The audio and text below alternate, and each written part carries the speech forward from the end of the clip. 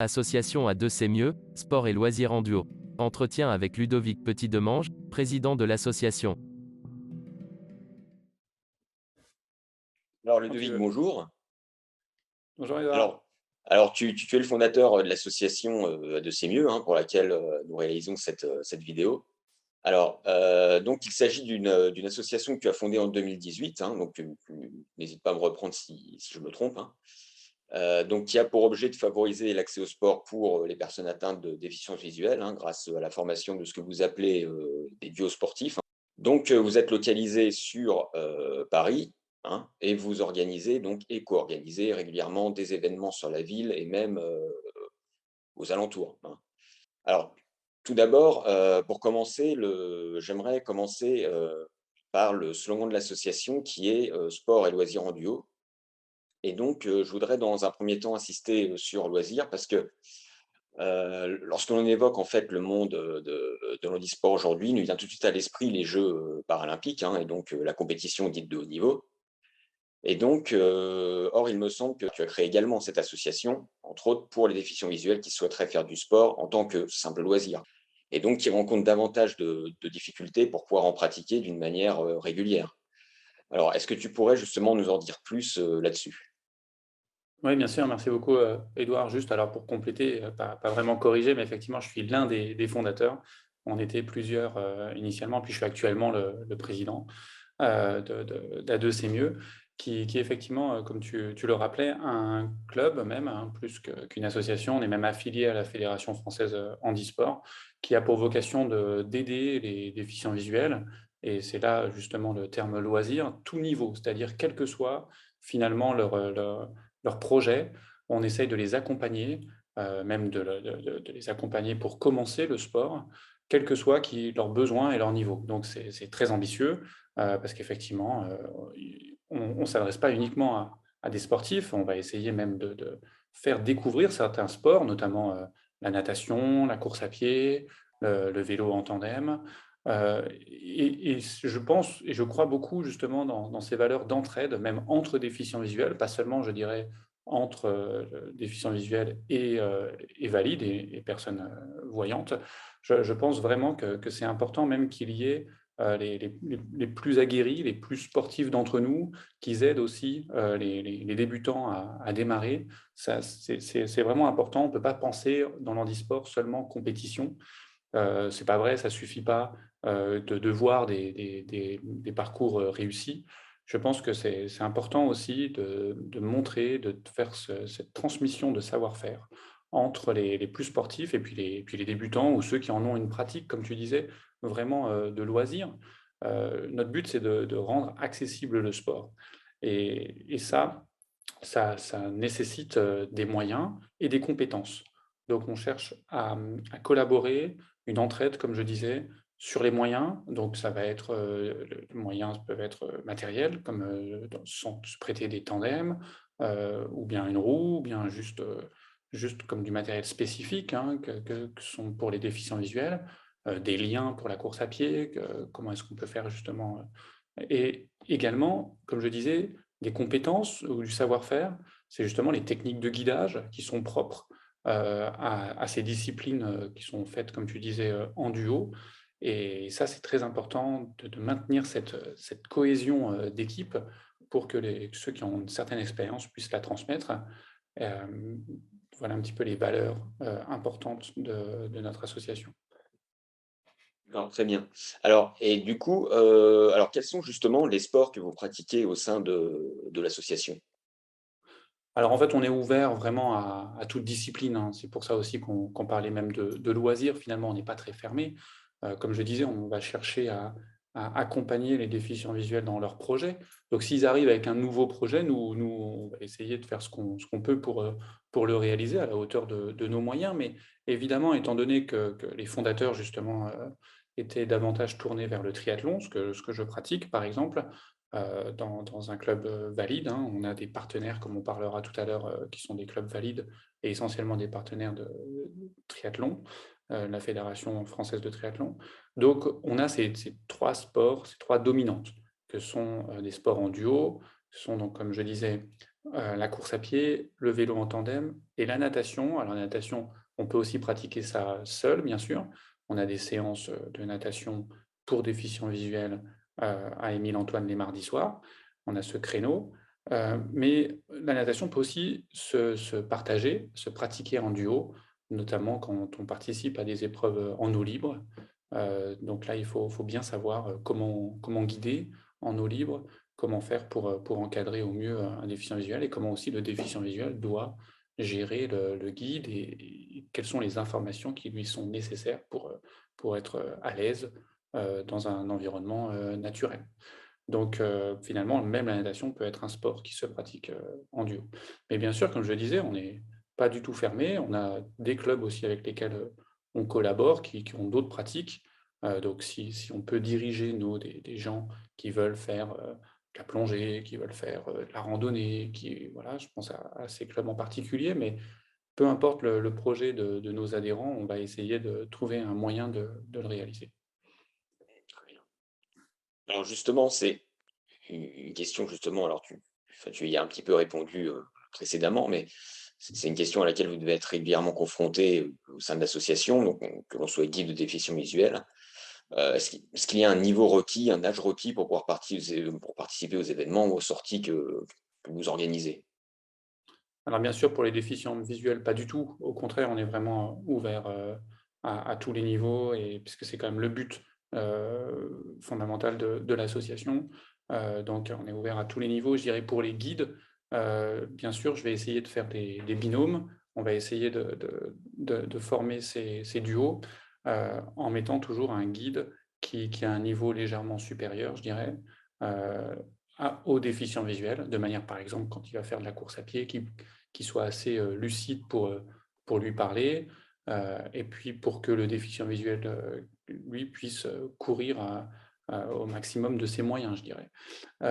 Donc pour les personnes valides qui veulent participer à nos séances de natation, il faut qu'évidemment, pour qu'elles puissent aider, il faut que ces personnes valides, voyantes, euh, sachent correctement nager, mais bien qu'elles auront aussi des conseils de notre coach professionnel qui pourra aussi les aider pour se perfectionner. Mais je dirais pour les voyants, il y a un certain niveau quand même requis pour de quand même maîtriser ces trois sports. Une personne qui ne sait pas du tout faire de vélo, ça va être difficile de lui apprendre à faire du tandem. Donc il faut que la personne valide sache déjà bien maîtriser son vélo, c'est vrai. Euh, mais la personne valide n'a pas besoin, la personne voyante n'a pas besoin de savoir déjà faire du tandem. On va le former à ça. On va le former sur les techniques de guidage en course à pied, en tandem ou en natation. Il n'y a aucun souci, ça, on a les compétences en interne pour le faire. Et ça fait partie d'ailleurs des actions, comme tu disais tout à l'heure, qu'on réalise fréquemment. On fait des initiations au tandem, on va aussi faire des initiations aux techniques de guidage de course à pied. Et puis, on invite toutes les personnes qui le souhaitent à venir participer à nos séances de natation en piscine pour apprendre à nager à deux et pour ensuite réaliser cela en eau libre. Donc, la panique, voilà, pour les personnes qui se poseraient des questions quant à savoir si elles ont le niveau ou pas, si voilà, comment vont-elles faire. Voilà, c'est vraiment, en tout cas, vous êtes ouverts à tous, à toutes et à tous, quel que soit le niveau, quelle que soit voilà, la pratique que la personne en question mène. Voilà, il n'y a pas de. Vous êtes ouvert Exactement, vraiment. on a vraiment tous les Voilà. niveaux chez nous. Donc, même s'il y a des personnes qui veulent faire un niveau loisir, détente, plus un footing de balade, il n'y a aucun problème. On trouvera des déficients visuels qui sont dans cet état d'esprit aussi. Et pour les plus sportifs d'entre vous qui souhaitaient aller vers des compétitions, voilà, dans notre association, il y a aussi des gens qui participent au championnat de France de paratriathlon, de paracyclisme, de course à pied, pareil, au niveau championnat de France ou même au niveau international. Hein. On a Thibaut Rigaudot qui a participé au JO, au dernier JO, et on a plusieurs de nos adhérents qui ambitionnent d'aller sur les compétitions internationales. Donc, c'est un projet que vous pouvez suivre, accompagner. Une personne en plus en situation de handicap ne va pas systématiquement avoir le même guide parce que c'est une grosse charge. Personne, pour aller sur ces compétitions-là, doit s'entraîner régulièrement, voire quotidiennement. Et donc, c'est une grosse charge pour un seul guide. Donc, il nous faut, vous imaginez bien, suffisamment de guides pour, si chacun donne un petit peu de son temps, il faut beaucoup de guides, de manière à ce que ce ne soit pas une grosse charge pour chacun. Donc, c'est pour ça qu'on cherche, et on en parlera, à avoir de nombreux partenaires. Et on cherche toujours de nouveaux guides dans tous les sports, de manière à alléger en fait la charge pour tout le monde et que ça reste un bon moment qu'on passe à chaque fois en duo. Très bien. Alors, du coup, alors j'ai vu aussi que vous meniez des actions pour inciter des jeunes à faire du sport en collaboration avec l'Institut national des jeunes aveugles, hein, l'INJA. Alors, moi, j'aimerais savoir en quoi cela consiste. Alors mon rôle, moi, est double sur cet aspect-là, puisque je suis membre moi-même du conseil d'administration de l'INJA, l'Institut national des jeunes aveugles. Donc, je cherche, par A2C Mieux et par mes différents engagements, à développer la pratique du sport chez les déficients visuels. Et l'INJA est un institut spécialisé qui scolarise des jeunes de la maternelle jusqu'au baccalauréat. Donc, ils scolarisent 170 jeunes. Donc, évidemment, on va essayer de les aider.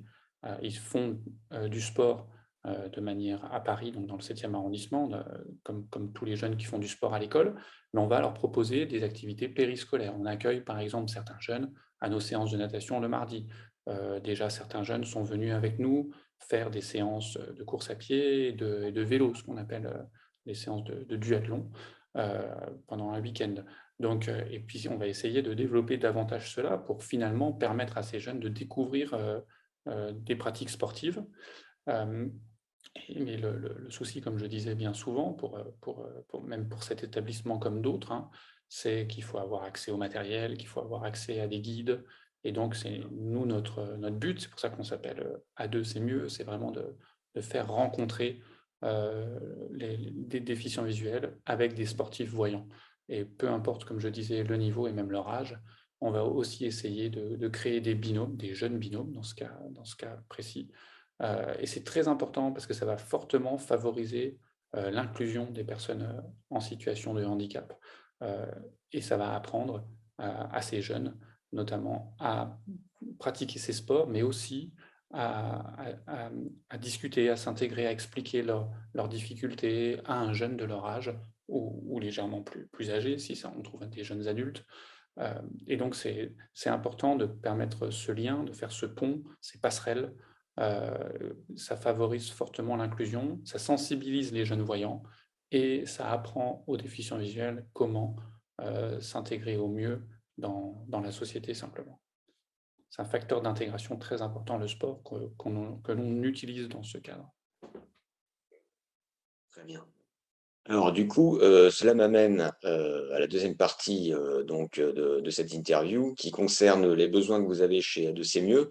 Je rappelle, un lieu sportif, il est composé d'un guide et d'une personne atteinte de déficience visuelle. Alors, est-ce que vous avez peut-être chez A2C Mieux, est-ce que vous recherchez en particulier des guides dans certains domaines sportifs en particulier? Est-ce qu'il y a des besoins particuliers en fonction des sports ou est-ce que vous êtes en difficulté ou pas à ce niveau-là Alors, concernant vos comme guides? je disais, on a toujours besoin de guides, de nouveaux guides. Plus on en a, en fait, et moins on sollicitera toujours les mêmes guides. C'est Et ça. ça, c'est important parce que forcément, les guides ont aussi leur propre vie, leur propre activité sportive. Ils vont faire des compétitions en solo, ce qui est parfaitement normal. Et il faut, comme je disais, que ça reste un plaisir. Je ne veux pas du tout être dans la culpabilisation des guides et leur dire mais tu te rends compte, nous, on ne peut pas faire de sport. Non, je veux vraiment que ça reste un plaisir. Et pour que ça reste un plaisir pour tout le monde, il faut qu'on ait vraiment un large choix, c'est-à-dire qu'il y ait beaucoup de guides, parce qu'en fait, faire des binômes, en plus, c'est pas facile. Il faut trouver des guides qui ont la même aspiration que les déficients visuels qui cherchent un guide, de manière à ce que le binôme soit harmonieux, en quelque sorte, hein, qu'ils aient les mêmes objectifs, qu'ils s'entendent bien. parce que c'est une rencontre humaine aussi, qu'au niveau sportif, il y a aussi une bonne collaboration. Je veux dire que chacun s'y retrouve, que ça reste une sortie aussi intéressante pour le guide, hein, qui sente qu'il a aussi fait du sport finalement, que ce soit agréable pour lui, parce qu'on partage une passion commune qui est le sport ou l'activité physique. Euh, et donc, c'est toute une alchimie qu'il faut réussir à faire pour ces guides. Et donc, il en faut beaucoup des guides pour trouver à chaque fois le bon guide qui va aller avec le déficient visuel. Et comme je disais, il en faut beaucoup de manière à ce qu'on ne sollicite pas toujours les mêmes personnes dans les 3 sports. Et puis, on a besoin de personnes pendant l'activité physique, mais aussi, il faut savoir que, par exemple, quand on fait du tandem, bah, il faut souvent aller chercher les vélos dans le local où ils se trouvent pour les emmener des fois sur le site de la sortie. Il y a des besoins aussi, je dirais, en termes d'organisation euh, qui peuvent paraître anodins, mais qui sont essentiels. Comme on pratique, je disais, nos séances de natation le mardi soir, eh bien, il est difficile pour certains déficients visuels d'aller tout simplement de la station de métro jusqu'à l'entrée de la piscine. Il n'y a pourtant que 300 mètres à faire, mais ces 300 mètres à faire sont peu accessibles parce qu'on vit à Paris, dans un environnement malheureusement qui est peu accessible, où il y a peu de marquage, par exemple podotactile au sol, qui aide les déficients visuels à se repérer. Il y a peu de feux sonores. Voilà, il faut se rendre compte que l'environnement urbain, malheureusement, est peu accessible. Et donc, on a besoin de l'aide des guides pendant l'activité, puis également, si possible, de bénévoles. Ça peut être les mêmes ou d'autres qui viennent aussi nous aider pour l'organisation. Donc, quelles que soient vos compétences, vos aspirations, si vous avez un petit peu de temps et que vous avez en plus envie de vivre une expérience humaine, parce que je vous assure que vous donnez un petit peu de votre temps et vous recevez beaucoup, parce que vous rendez avec des petits gestes simples, accessibles des sports qui, sans votre aide, seraient complètement inaccessibles à ces déficients visuels. Et donc, ces déficients visuels vous le rendent, je dirais, au centuple quand vous voyez la joie et puis à quel point pour eux c'est juste essentiel. Ils ne pourraient pas faire sans cette aide.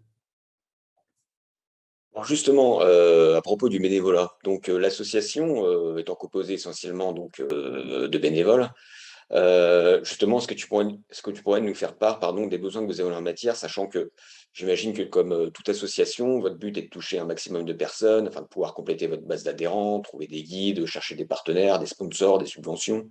Donc, quels seraient un petit peu vos besoins chez A2C Mieux en la matière? Alors, comme tu dis, effectivement, Edouard, on a comme toute association, pour vivre, on a besoin effectivement de personnes qui nous aident parce qu'on n'est que des bénévoles. Effectivement, donc on est tous très impliqués dans l'association, mais on a tous aussi notre travail, notre famille à côté.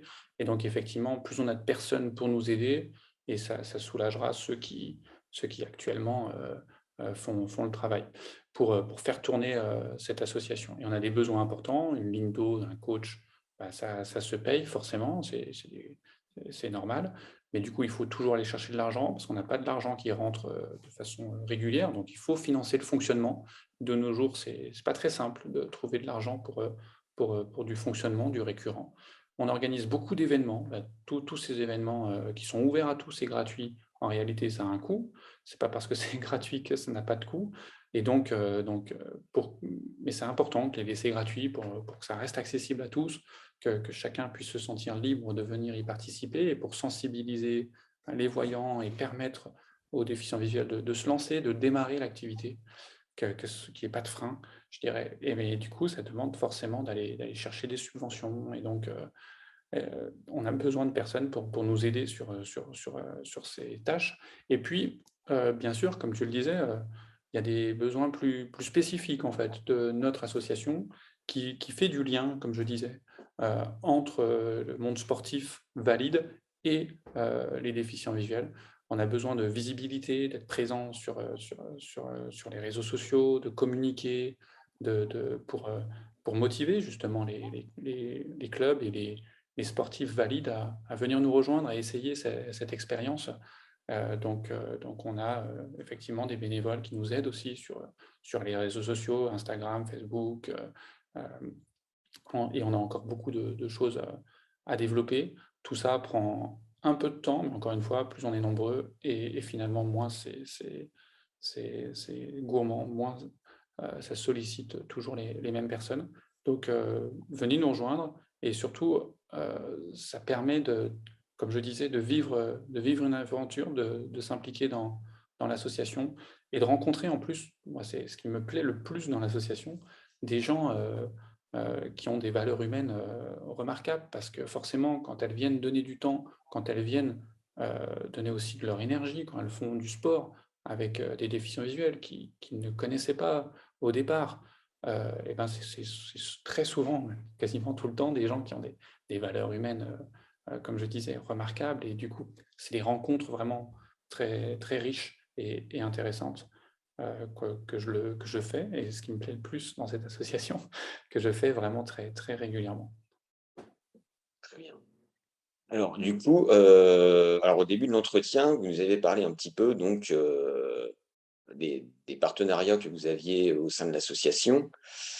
Euh, alors, c'est notamment l'une des raisons qui a fait naître l'association, à savoir mettre en connexion des clubs sportifs composés de pratiquants entre guillemets valides avec des sportifs déficients visuels. Alors, est-ce que tu pourrais nous parler un petit peu des partenariats pardon, que vous avez noués jusqu'à présent et des événements que vous menez conjointement? Oui, bien sûr, donc c'est très important, parce qu'effectivement, on s'est vite rendu compte avec les membres fondateurs de l'association. On était à la base dans des clubs différents, et en fait, on se rend bien compte que pour un seul club, accueillir une ou deux personnes en situation de handicap, c'est pas simple, parce qu'elles n'ont pas forcément, ces clubs, les compétences, bien que ces personnes peuvent être motivées. Alors des fois, il y a des motivations, des fois les clubs valides ne sont pas forcément très motivés. Moi, je crois que la plupart du temps, en fait, les clubs sont motivés, mais juste, il faut les aider, les assister un petit peu, les accompagner pour leur expliquer comment faire. Souvent, en fait, on a peur parce que justement, les clubs connaissent très très bien la pratique de leur sport, et puis dès qu'on va leur parler un petit peu de handicap ou de sport adapté, en fait, on leur demande de reconsidérer un petit peu leurs acquis. Et ça, pour tout le monde, c'est difficile. Et donc, nous, on cherche vraiment à accompagner ces clubs. Donc, le partenariat, il est vraiment double. C'est-à-dire, on dit au club valide, attendez, on va vous aider là, s'il y a un déficient visuel ou une personne en situation de handicap qui veut s'insérer chez vous, c'est normal que vous n'ayez pas les compétences, et c'est normal en fait que vous n'ayez pas non plus les moyens, la structure, euh, et nous, on va vous aider pour ça. Donc, n'hésitez pas à faire appel à nous. On vous invitera à participer à nos initiations tandem, à nos initiations course à pied, aux séances de natation, de manière à ce que vos adhérents ou vous, les cadres du club, puissent se former, se familiariser avec toutes les techniques de guidage pour ensuite insérer au mieux la personne en situation de handicap dans leur propre club. Mais je dirais, c'est important, le partenariat, il va dans les deux sens, parce que nous, c'est pareil. Quand on a besoin de pilotes, quand j'organise ces fameuses initiations, qui sont des initiations pour les valides, puis aussi pour des déficients visuels qui veulent découvrir le sport, eh bien, je communique auprès de tous nos clubs partenaires, et il y en a plusieurs, et je les remercie, hein, que sont les expatriés Triathlon Paris, le Stade français, la CBB, donc de Boulogne, et puis j'en oublie en fait, hein. Il y en a maintenant de plus en plus, et tant mieux, les clubs valides parisiens, et même de régions parisiennes, avec l'US Palaiseau, par exemple, qui est en Essonne, eh bien, communiquent nos annonces quand on cherche des guides, largement. Et ça, on le voit parce qu'effectivement, lors de nos initiations, on a des sportifs valides qui viennent de tous ces clubs. Et ça ne représente pas grand-chose, ça représente une ou deux personnes de chaque club. Mais mine de rien, ça permet d'avoir une dizaine de personnes à chacune de nos sorties présentes. Et ça permet de faire en sorte que la sortie, effectivement, on est un groupe, une émulation. Et ça, c'est vraiment avec des échanges. Et c'est bon pour tout le monde, comme je disais. Donc ça, c'est vraiment très important. Ça nous permet vraiment de diffuser nos annonces largement pour espérer trouver des guides à chacun des déficients visuels, qui du coup n'est pas frustré, et le déficient visuel peut participer à l'événement, peut faire du tandem, peut faire de la course à pied. Donc ça, les partenariats sont essentiels, et c'est un appel un petit peu au club. Si vous voyez cette vidéo, ce message, on vous aidera à accueillir des personnes déficientes visuelles. Et en même temps, on a tous à y gagner, en fait, à collaborer ensemble pour permettre au plus grand nombre de faire du sport. Ça permettra souvent à vos adhérents, moi je vois ceux qui restent, ceux qui continuent, des fois on a des gens qui font du triathlon depuis 10-12 ans et il peut y avoir une forme de lassitude, c'est quand même un sport, à la base, ces sports que sont le vélo, la course à pied, la natation, c'est des sports individuels. Et finalement, on retrouve des valeurs de sport co qui sont importantes, de solidarité. Et ça rebooste, ça redonne un regain, je dirais, d'intérêt pour ce sport qui permet que finalement des personnes continuent cette activité, elles y trouvent des valeurs humaines importantes et qu'elles restent finalement dans leur club. Nous, notre but n'est pas de capter les gens, d'aller piocher, piquer des gens dans des clubs, mais au contraire, d'accompagner les clubs, de créer des partenariats, que ce soit vraiment du gagnant-gagnant, du donnant-donnant, et ensemble permettre à tous de vivre des aventures humaines intéressantes et sportives. Alors, justement, Ludovic, j'en viens au plus important, si je puis dire. Si je suis guide, donc si je désire être guide, si je suis déficient visuel souhaitant pratiquer du sport, ou si je suis un partenaire souhaitant nouer donc, des relations avec votre association, comment je fais pour vous contacter, pouvoir participer notamment à vos événements, ou voilà, par quels Alors, moyens?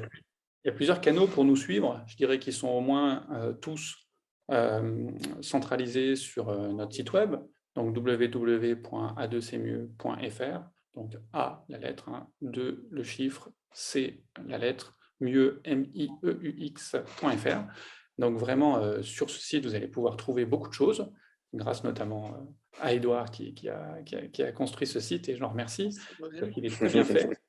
Et je Et vous en vous prie, allez merci. pouvoir, et vous allez pouvoir trouver les autres liens, où vous allez suivre notamment les événements, notre groupe Meetup, où on essaye de mettre tous les événements. Vous pouvez vous inscrire. Il y a beaucoup d'événements qui sont ouverts à tous. Donc, n'hésitez pas. Du coup, c'est l'occasion vraiment de venir. On essaye de se concentrer un petit peu sur le 15e arrondissement, où on a notre local au parc Suzanne Langlaine, mais pas que. On a des événements partout en région parisienne. Donc, n'hésitez pas à venir nous rejoindre lors de ces événements. N'hésitez pas à nous contacter par mail. Il y a bien sûr notre mail qui est systématiquement donné. Et puis, de nous contacter aussi via les réseaux sociaux, comme je le disais, le Facebook, l'Instagram de l'association. Et on essaye de répondre le plus rapidement possible à toutes vos questions. On essaye de le faire toujours avec bienveillance et plaisir.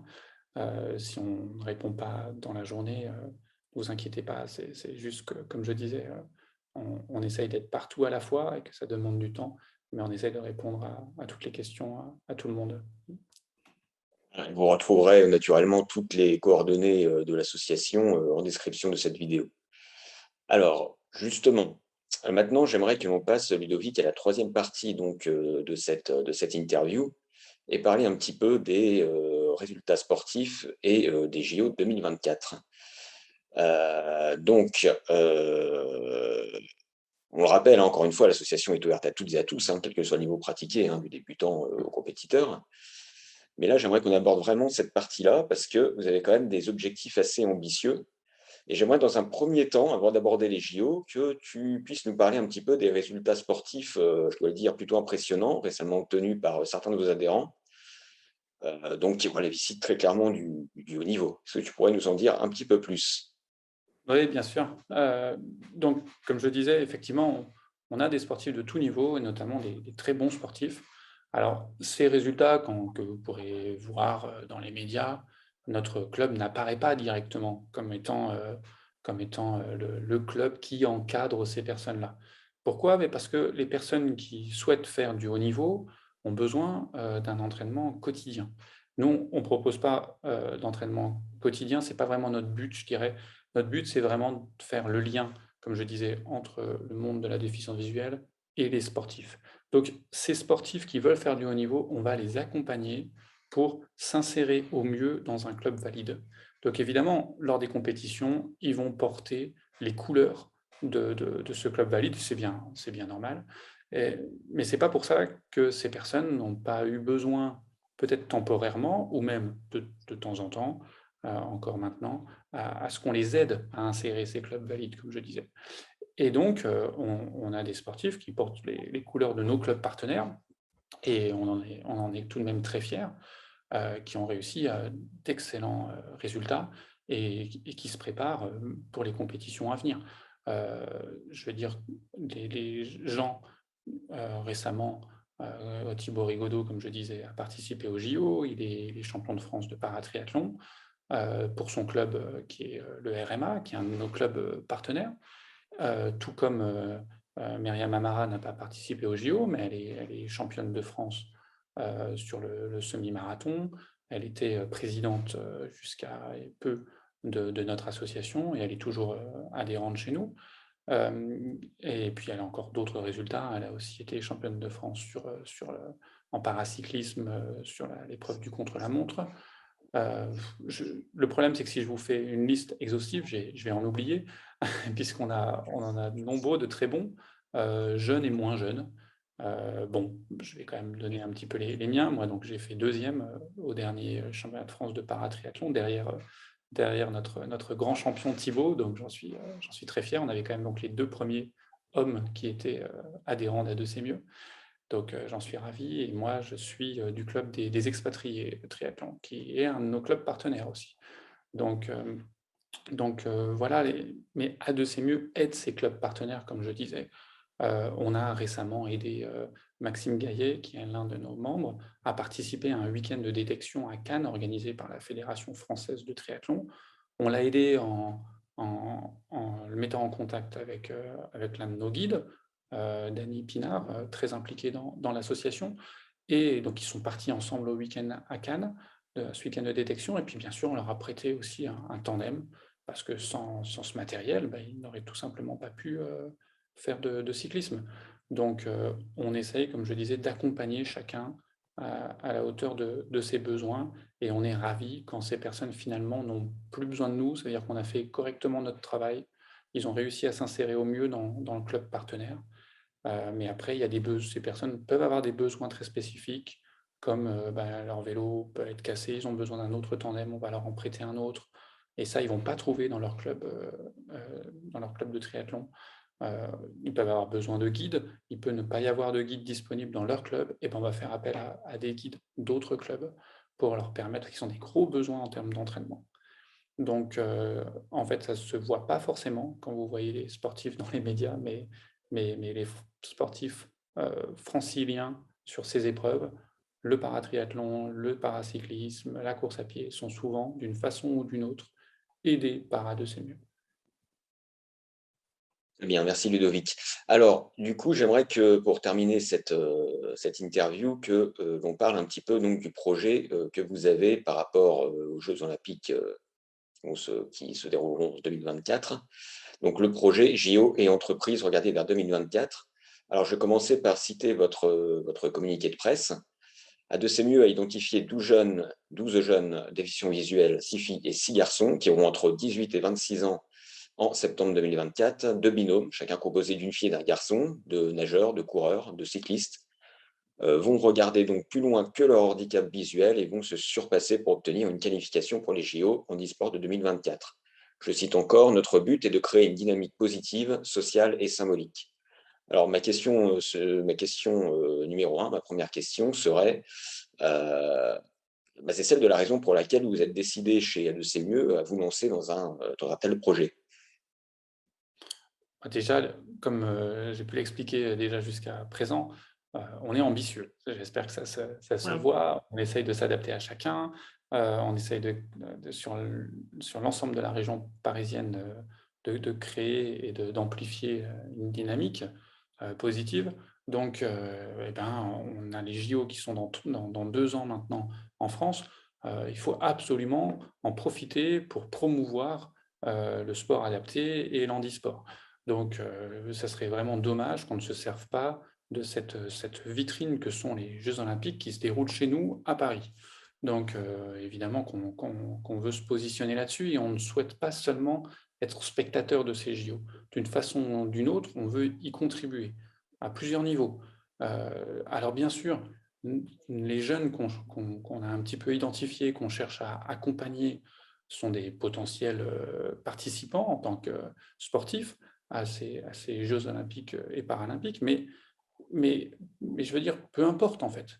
Ces personnes-là s'inscrivent dans un projet et on va les accompagner pour essayer d'y participer. Et si finalement elles n'y participent pas parce qu'elles n'ont pas le niveau nécessaire pour y participer, je veux dire, c'est pas grave. Ces personnes-là auront été dans le projet et finalement vivront les JO à leur manière. Donc c'est important que l'on soit participant de ces JO, même si on n'est pas forcément participant sur le terrain en tant que sportif, on aura fait de notre mieux pour y entrer, pour être présent. Et puis on essaye aussi d'y participer pour aider finalement dans l'organisation en étant volontaire pour aider, donc, comme je disais, l'organisation des JO, des JOP, en fait, des JO, les Jeux olympiques et paralympiques. Et ces jeunes, on pense que il faut les accompagner parce que ça ne suffit pas de faire de la détection, ce qui est malheureusement fait souvent. Les fédérations se limitent un petit peu à chercher des talents. Moi, le problème, c'est que comme sur l'handisport, les déficients visuels ont un manque d'accès. On n'a pas forcément suffisamment de clubs capables d'accueillir des déficients visuels. Eh bien, nous, on va faire du développement. 2 ans, c'est court, mais quand même, on peut essayer de développer ces talents et on l'espère, les amener à être des acteurs de ces Jeux olympiques. Alors, est-ce que tu pourrais un petit peu nous expliquer le lien avec le monde de l'entreprise, là, et notamment le principe des parrains? Oui, bien sûr, puisque, comme je disais, le sport, c'est la même chose pour les jeunes quand on parlait de l'Institut national des jeunes aveugles. Le sport est un formidable facteur d'intégration, que ce soit dans le monde scolaire pour les jeunes ou bien dans le monde de l'entreprise. Le sport permet vraiment de faire cette rencontre entre les déficients visuels et les voyants.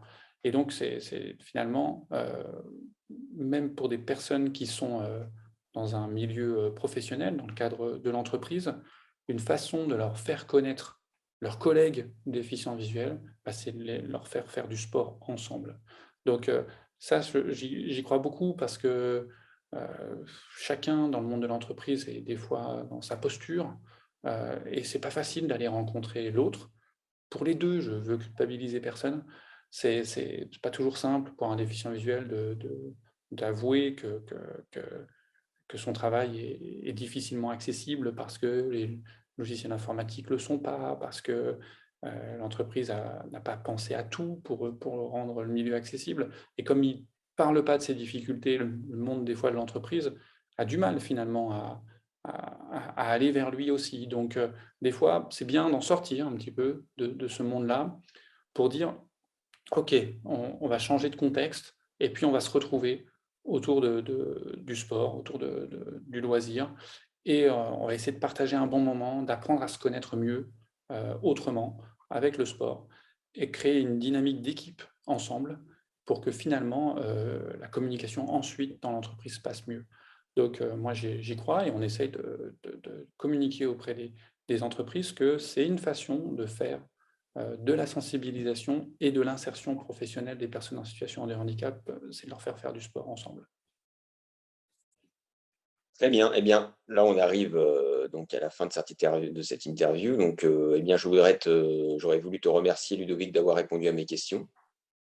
Merci beaucoup à toi, Édouard, pour tout le travail et l'intérêt que tu portes à notre projet. Et puis merci à vous, si vous avez réussi à suivre jusqu'au bout, c'est que ça vous intéresse. J'espère en tout cas qu'on a réussi un petit peu à être clair et puis à vous intéresser à ce projet. Et puis n'hésitez pas, comme on a pu vous le dire, hein, à utiliser les coordonnées de l'association qui vous seront données, comme disait Édouard, à la fin de la vidéo. de manière à répondre à vos questions. On est effectivement ouvert, donc bienvenue. À bientôt. À bientôt, merci. Rendez-vous sur a2cmieux.fr. Donnez du sens à vos entraînements en devenant guide.